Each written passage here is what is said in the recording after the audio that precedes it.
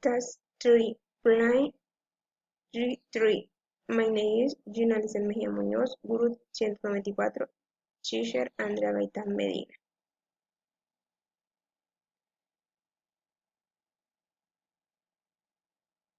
Travel itinerary. See beautiful city Bucaramanga. Introduction of the place.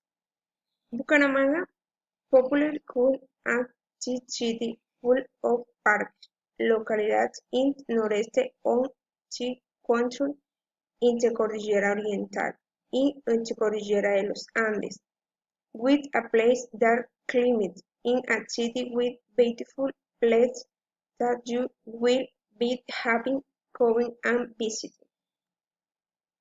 Duration of the trip. The trip will be 3 days in July.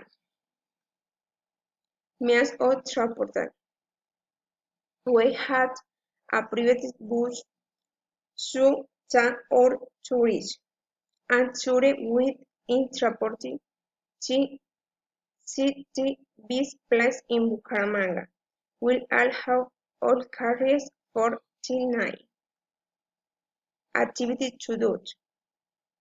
For our agency it is important that our tourists feel safe that is we un extenso catálogo. 1. Water park. 2. 2. And Museum. 3. Whole Cathedral. Plans to stay. We have low places and hotel and apartment for the comfort of tourists. Typical foods. A traditional dish is mode, boosted mousse, beef tourists are cabro, pepitoria, sancocho santanderiano, culona is tamales, changua, among others. Cost. This travel park is very economical. In cost 650,000 Colombian pesos per person. Thank you so much.